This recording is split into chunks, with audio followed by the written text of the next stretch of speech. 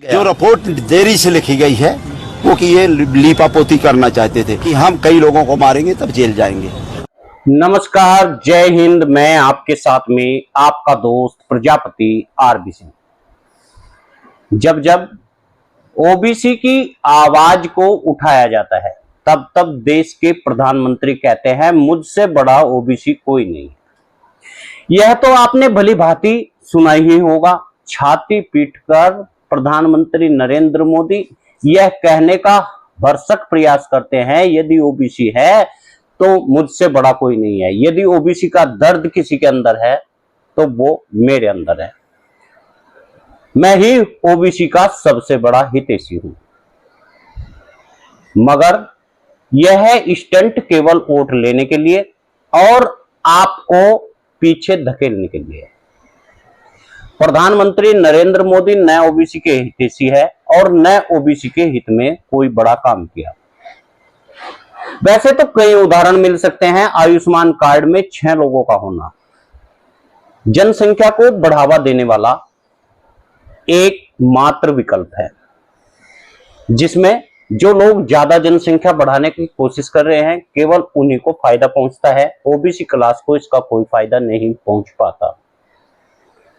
ऐसे में ही एक मामला छतरपुर जिले का है, जहां प्रजापति महासभा, प्रजापति समाज व ओबीसी महासभा ने एक ज्ञापन दिया।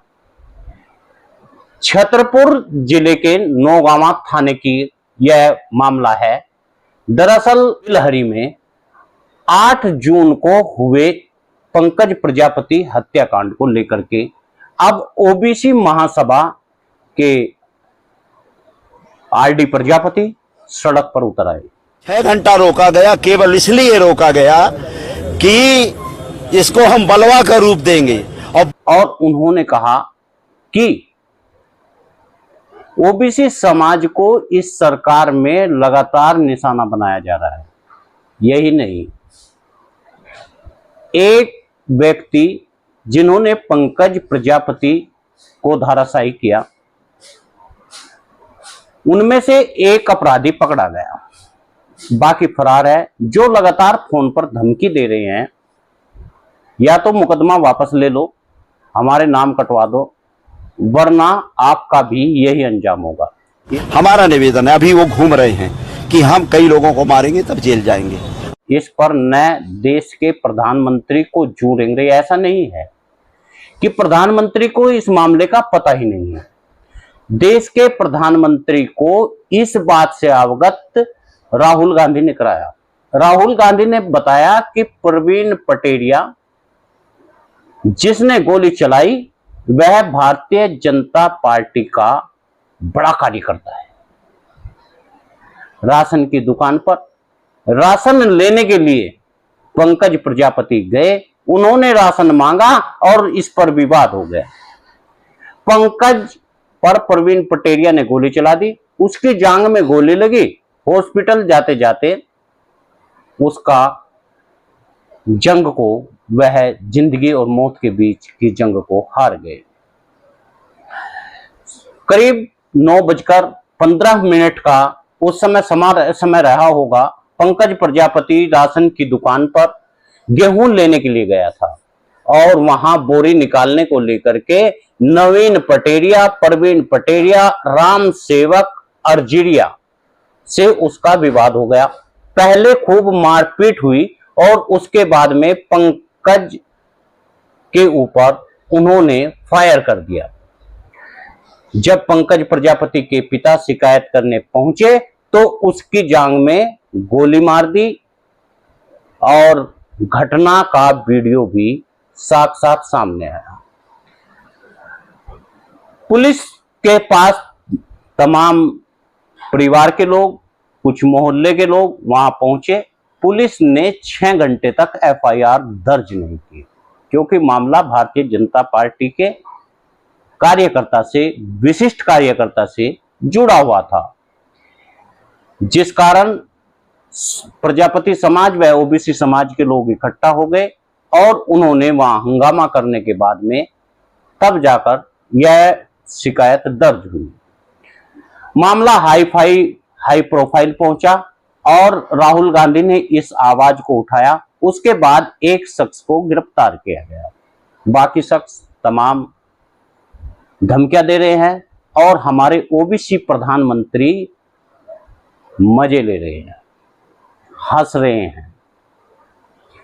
ट्रंप के धमकाने से धमकाए जाते हैं, जंग रोक देते हैं और देश में नरसंहार के बाद में प्रधानमंत्री नरेंद्र मोदी हमेशा हंसते हुए रहते हैं। कभी पुलवामा हमला होता है तो कभी पहलगाम पर हमला होता है, केवल चुनाव जीतने के लिए यह हमला होता है। ऐसे आरोप लगने के बावजूद भी देश के प्रधानमंत्री बाज नहीं आ रहे हैं।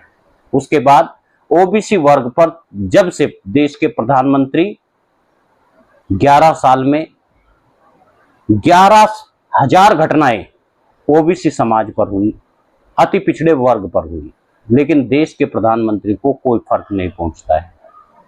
देश में 11 साल में 11 पनौतियां आई, कभी लॉकडाउन, कभी कोरोना काल, कभी नोटबंदी, मगर देश के प्रधानमंत्री को कोई फर्क नहीं पड़ता है। अब पंकज प्रजापति, चूंकि वहां पर दलित वर्ग में आते हैं प्रजापति समाज के लोग, वे दलित होने के नाते उनकी एफआईआर दर्ज नहीं की जाती है, उन्हें राशन नहीं दिया जाता है, जूते पहनकर चप्पल पहनकर चलने नहीं दिया जाता है और देश के प्रधानमंत्री अपनी मदमस्त जिंदगी में मशगूल है।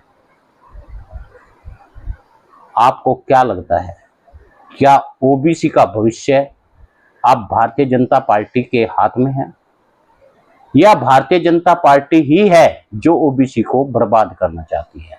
कमेंट जरूर दीजिए। आपसे निवेदन है, वीडियो को शेयर करिए, न्यूज चैनल को सब्सक्राइब करिए। पंकज प्रजापति को न्याय दिलाने के लिए आपका हक बनता है, इसकी आवाज को उठाए। यह आवाज जन जन तक पहुंचनी चाहिए।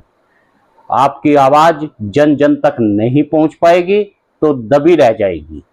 उसके बाद न आपकी आवाज उठाने वाले मिलेंगे और न ही आप मिलेंगे। यही सदियों से होते हुए आ रहा है।